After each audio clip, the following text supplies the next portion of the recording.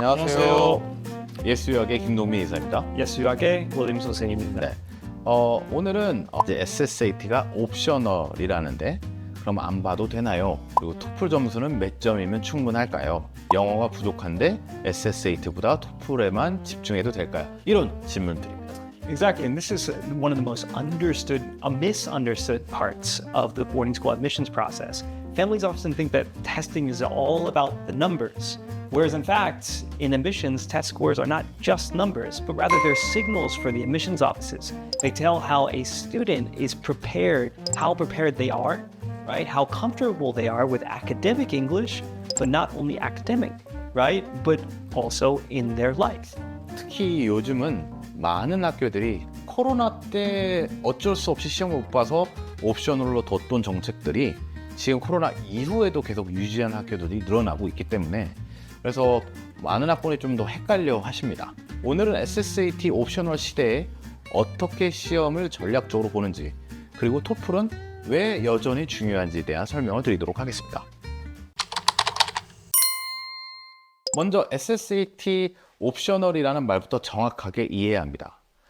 옵셔널이란 중요하지 않다는 뜻이 아닙니다. 필수 제출은 아니지만 제출하면 평가 자료로 활용될 수 있다라는 뜻에 가깝다고 보시면 될 것 같아요. All right, optional is a very dangerous word, that's for sure. And it does not mean irrelevant either, right? It means that the school is giving students and families flexibility. If your score strengthens your application, then go ahead and submit it. If it does not represent your ability well, then you may choose not to submit it, right? But the admissions office will still need that evidence that you can handle the academic level of their educational level. 그래서 예를 들어 패디나 블레이어 같은 학교는 한번 보시겠습니다. 두 학교 모두 학업 수준이 상당히 높죠. 수업 참여도도 중요하고 학생들이 읽고 쓰는 토론을 하는 양도 되게 많습니다. 이런 학교에 지원할 때 SSAT가 옵셔널이라고 해서 안 낸다고 해서 학업 역량 검증이 뭐 사라지는 건 아닙니다. 그리고 검증이 약간 성적표도 있고 추천서도 있고 인터뷰도 있고 에세이도 있고 학교 생활에서 기록을 옮겨오는 거니까요. Right, and that's the key point. If you don't submit the SSAT, the rest of your application has to work harder, right? Your transcript has to show consistency. Your teacher recommendations have to confirm that your academic readiness inside of the classroom. Your interview has to show clear critical thinking, as well as your writing has to sound like a student who can participate in an American boarding school classroom. 그래서 SSAT 옵셔널은 시험 없이도 내가 과연 나의 학업 능력을 학교 측에다가 설득할 수 있는 문제인 것 같아요. 구체적인 예시로 패디하고 블레이어를 비교해 보도록 해보겠습니다. 두 학교 모두 뉴저지 대표적인 명문 보딩스쿨이죠. 학업 수준도 상당히 높고 지원자 풀도 너무 많아서 경쟁이 너무 심화가 된다고 보시면 되고요. 그런데 테스팅 폴리시는 조금 두 학교가 다르죠. 블레이어는 SSAT를 옵셔널로 두고 있고 패디는 SSAT 제출을 요구합니다. 그럼 왜 블레이어는 SSAT 옵셔널이고 패디는 SSAT require일까요? Well, it's kind of interesting because every single video that we put out, we always tell the students and families to find schools that fit you, right? But Blair and Petty are doing the exact same thing in their admissions process. They're looking for students through their own sort of fit application process, right? And so they're doing this based off of how they want to read the student. A test optional school may believe that a student's ability can be shown through many different forms of evidence. They might believe that the SSAT does not exactly show how they're going to do in the future, but rather their interview does. That's what they believe, right? But a test required school may believe that the standardized scores is actually very useful because it creates a common academic benchmark to be able to compare students. 예를 들어 어떤 학생은 SSAT에서는 실력만큼 점수가 안 나왔지만 실제 학교 생활에서는 뭐 토론도 잘하고 프로젝트도 잘하고 약간 선생님 추천서도 굉장히 좋을 수 있습니다. 이런 학생들한테는 옵셔널 폴리시가 오히려 기회가 될 수 있죠. Exactly. But that also means that the rest of the application must be strong, right? If there's no SSAT score, or if there's a low SSAT score, the admissions office will look even more closely at the grades, the course rigor that you're taking, teacher recommendations through your writing, as well as your interview performance. 그리고 반대로 페리처럼 SSAT를 요구하는 학교는 지원자를 볼 때 하나의 공통된 기준을 확보하고 싶은 겁니다. 국제학생 같은 경우 특히 학교마다 그레이딩 시스템이 다르고 영어 환경이 다르기 때문에 SSAT가 학업의 준비 척도를 좀 확인하는 데 도움이 될 것 같아요. Exactly. And I think when you're looking at and you're comparing SSAT scores over a historical timeline, these schools that are test required, they found that, well, if you're around that 80 and above, students tend to do better than students who do below. And that's how they create these sort of limitations on that. Just as well as the admissions offices need to understand the student's personality, maturity, motivation, and fit within the community. And the SSAT and the preparation for that may show some sort of signs there. 결국 학생의 준비를 어떤 방식으로 확인하에 좀 차이라고 보시면 될 것 같아요. 블레어는 약간의 선택권을 주지만 그만큼 다른 자료가 강해야 되고 패드는 시험을 요구하지만 그 점수로 또 판단하지는 않습니다. 블레어 같은 학교, 테스트 옵셔널 학교에 지원한 학생들은 또 어떻게 해야 할까요? SSAT 옵셔널을 지원한다면 가장 떠올리신 질문이 이겁니다. 우리 아이의 SSAT 점수가 확실히 도움이 될까? Right, and so if the SSAT score supports the student's academic story, then you should submit it, right? For example, if the student has strong grades, strong teacher recommendations, and a strong SSAT score, and then the score confirms what the rest of the application already says, right? This student is academically ready. But if the SSAT score is much weaker than that of the profile, then the student should think very carefully on whether to submit it, because a weak score can create doubt, especially if it does not match the student's grades or the recommendations. 네, SSAT가 없다는 건 성적표, 추천서, 인터뷰, 특히 인터뷰, 그 다음에 에세이 비중이 더 높아지는 걸로 생각을 하시면 될 것 같고요. Exactly. For Blair, for example, not submitting the SSAT means the application has to answer the academic readiness question in another way. Blair still needs to feel confident that the student can read, write, think, and participate at the school's academic level. 패디 같은 SSAT Require School은 접근이 좀 다르다 보시면 될 것 같아요. 이 학교는 점수를 안 내면 원서 심사 자체가 되지 않습니다. 그렇다면 핵심은 우리 아이 SSAT 점수가 무엇을 보여주는가입니다. 예를 들어 SSAT에서 수학은 좋은데 리딩이나 버벌 섹션이 약한 한국 대부분 학생들이 그렇지만 있다고 가정을 해보겠습니다. 이 경우 패디 입학처장은 아무래도 입학처는 수학적으로 사고력은 좋은데 영어로 진행되는 수업에서 독해와 토론이 괜찮을까라는 의구심을 지울 수 없는 질문을 할 수밖에 없고요. 그러면 이제 토플이나 인터뷰, 영어 수업 성적, 선생님 추천서를 준비하고 이 약점을 최대한 보완을 해야 합니다. Exactly, and this is where the TOEFL becomes so important. If the SSAT verbal or reading score is not that ideal, right? A strong TOEFL score is going, and a strong interview can help show that the student can still communicate, function, and integrate in the school's culture in English. A required test score does not mean the end of the conversation. It starts a more careful reading of the student's profile. 그러면 이제 토플 얘기로 좀 넘어가 보도록 할게요. 사실은 토플이 제일 중요한 시험인 것 같아요. Exactly, because boarding schools are communities. And students have to be a part of their communities. They have to be on dorm talking to their teachers, talking to their roommates, talking to their friends. They have to be outside on the athletic fields, being able to communicate whether the play is going to work or not. They have to live inside of the school. And so the TOEFL measures whether a student can really function in that environment, right? Basic reading, basic listening, speaking, writing, they're all connected to real school life.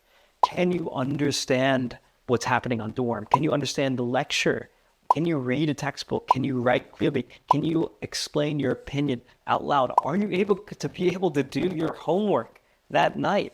특히나 이제 보딩스쿨에서는 스피킹하고 라이팅이 정말 중요하고요. 토플 접수가 낮다는 건 학교 입장에선 이 학생이 입학 후에 힘들어하지 않을까밖에 걱정할 수밖에 없고요. 토플은요 그냥 당연히 있어야 돼서 너무 중요한 겁니다. 그 당연한 걸 학교에서 요구를 하는 것뿐이에요. Exactly. The admissions offices are not asking, can this student get in? But rather, can they be happy?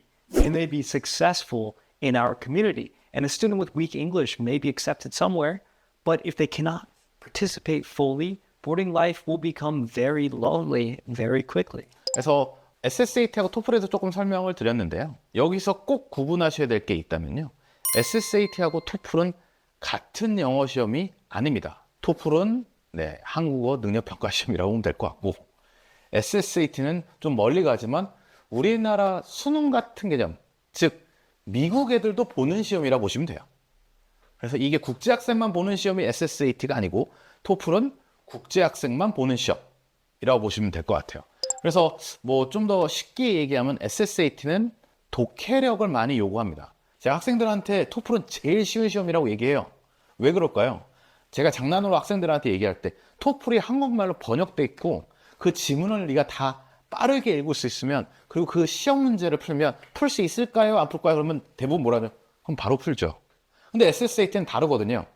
그거는 읽어서도 생각을 많이 해야 되고 이게 무슨 거지라고 읽을 수 있으면 답변할 수 있는 시험이 아닌 것 뿐입니다. 그래서 많은 학부모님이 이제 토플 110점 이상, SSAT 99% 이상 받으면 탑보딩 합격하라고 생각하시는데, William, let me ask you. Sure. So, if the student has SSAT around like 80 mid, Sure. but very strong character, very strong interview, and very holistic or deeper extracurricular, is he or is her able to go to top boarding school? Absolutely. 네. Absolutely. 그러니까 이게 SSAT 점수가 99%가 나와서 다른 엑스트라커리큘러 캐릭터가 없는 학생보다 반대로 SSAT는 적당하게 80% 중반대만 나와도, 그리고 이번 연도에 저희가 그런 예시가 있고 매년마다 그런 예시가 있습니다. Isn't that so? It is so. And that's why we always recommend students during their summer, before going to and applying to boarding school, please don't spend all day inside just studying for the SSAT, trying to raise your score by 1 to 2 points. It's not going to make a difference. If you're going to raise your score by 15 points, right, then perhaps spend some time doing that, right? But go out, go experience, go on trips, go to Jeju Island, go swim with the haenyeo, right? Do cool things that you can talk about with these admissions offices, because I promise you, they're going to ask you, what did you do this summer? Right. 그래서 오늘은 SSAT와 토플에 대해서 좀 얘기를 해봤고요. 어떻게 생각하세요? 오늘 얘기한 것 부분. Look, I would say that the strongest application is not one with perfect scores, right? It's one where every piece makes sense together. It creates a story. The transcript, testing, interview, essays, recommendations, and the school fit all have to tell the same story. 오늘은 SSAT와 토플에 대해서 얘기를 해본 시간을 가졌고요. 앞으로 좀 더 학부모님 입장에서 궁금하실 만한 사항들을 또 찾아서 다시 찾아뵙도록 하겠습니다. 많은 구독과 좋아요, 심지어 댓글까지 해주시면 너무 감사드릴 것 같습니다. 다음 시간에 또 재밌는 소재로 찾아뵙도록 하겠습니다. 김동민 이사였고요. 윌리엄 선생님이었어요. 네, 감사합니다. 감사합니다. 안녕하세요. 예스유학의 윌리엄 선생님입니다. You just watched the SSAT versus SSAT optional schools, and we talked about Blair and Petty. And so I thought it would be a good idea to show you that the schools, no matter if it's SSAT optional or SSAT required, the schools are all fantastic. And so I'm showing you today the school Toefl, the videos, the clips, and the photos of me on tour at the schools. So the first school is the Blair Academy. 안녕하세요. 저는 예스유학의 윌리엄 선생님입니다. 여기는 The Blair Academy입니다. So here we are. We're driving up the Blair Academy. And as you can see here, there's lots of residential houses, and Blair is kind of up in the hills. I don't know if it's necessarily would say mountains, but up in the hills of northern New Jersey, near New York City. Yes, as you can see here, we're going upwards and onwards. And so we're going into the campus right now, and you will start to see buildings over here. Perfect. All right, here we are walking over to the admissions office. You see that it's kind of very I don't know how to say, the way that they build their buildings is quite unique in terms of boarding schools. They have these big gray stone. It feels very parlor-esque, can I say. All right, so here we are in the admissions hallway. And I'm out on tour, going to the cafeteria. And so, that's right. And so close by, there's what's called the Genesis Farm. And so they bring in fresh, organic fruits and vegetables for students to be able to use and eat their lunches. Okay, so here we are. So this is the area where they have what's called the Society of Skeptics. And this is a very interesting program where every single week, and they've done this for the last, 50, 60 years, every single week they bring in either an alumni or somebody who's related to Blair Academy, and they have them speak to students and to faculty, and they discuss sort of their interest and the topic of the discussion. And so you'll get discussions on scientific research from scientists. You'll get discussions from CEOs of businesses, or maybe foreign politics. And so the idea is that they bring everybody in the community together, and everybody is welcome to come in to either listen, discuss, to think, and think critically about the world. So this is a very interesting program that they have at Blair Academy. Okay, this is the sort of common area of a dorm. And now I got there at a very interesting time. They were having school meeting at the time, and so you won't see any students or faculty, but we're currently walking to a school meeting for me to be able to get a sense of what it's like there. I was unable to film or record during that time due to privacy reasons, but I'll tell you it was quite energetic and passionate in terms of their community life. Okay, and this is their mascot. That was cool. So this is the History and English building, I believe. And we're walking outside of the English and History building now. Going to the library here. This is a very beautiful building with a couple different floors. You can see the natural light coming in from the top there. It was a very just inspiring building to be able to, I guess, to study and work there with your friends. So you'll see the campus itself is extremely clean. I really enjoyed the campus. It was very, very well maintained. And so here we are at the Bogle Science Center. Overall, the Blair's academic programs are fantastic. You can see that the facilities here are great. There's a science classroom. More science classrooms. Now we're walking to the athletics center. So you'll see here all the different teams, squash courts. We'll go over, here's the squash court. Bucks. Here's their workout room. They say they have personal trainers there, pretty much 7 days a week.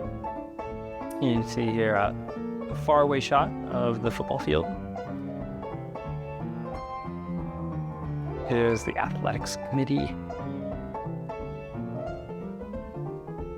So Blair's athletics are actually quite strong, particularly their football, basketball. I think overall they're just quite a strong athletic school. And they have the pride behind it for their athletic teams. There's the basketball and volleyball courts.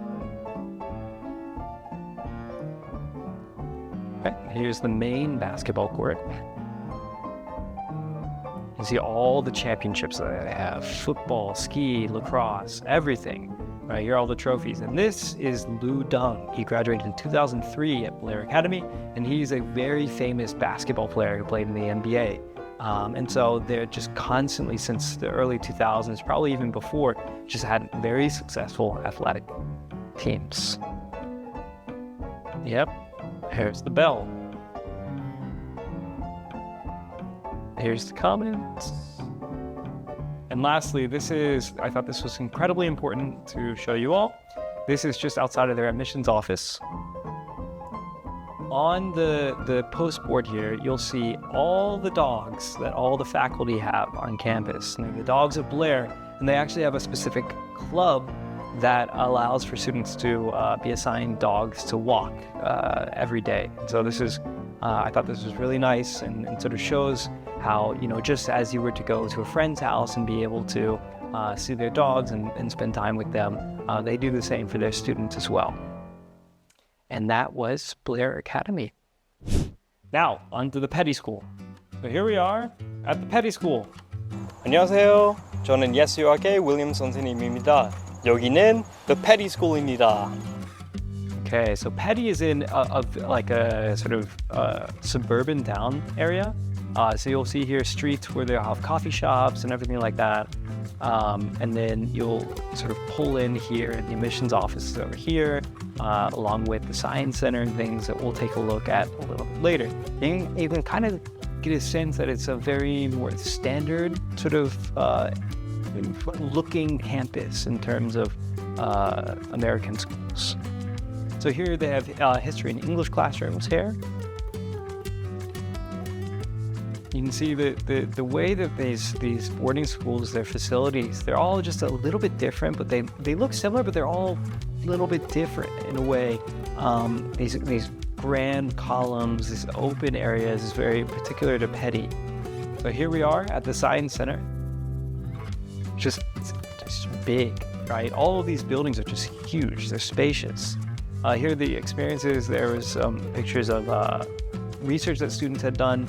Here's the dining area. I don't know what to say. It's just awesome, right?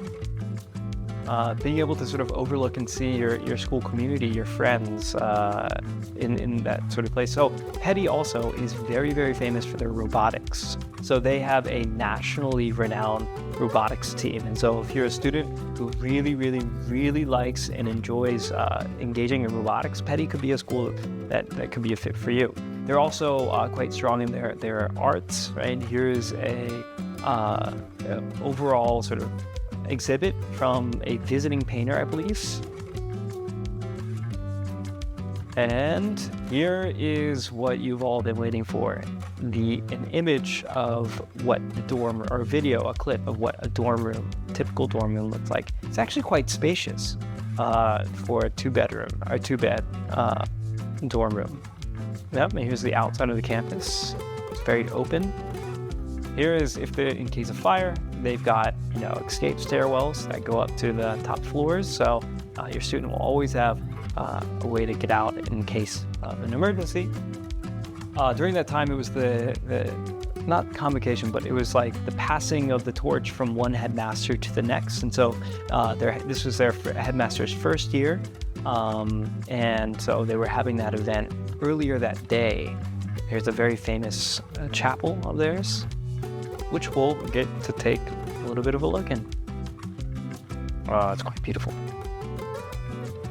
Look at that. It's huge. It's incredible. So students will be able to speak in here, right? Teachers speak in here.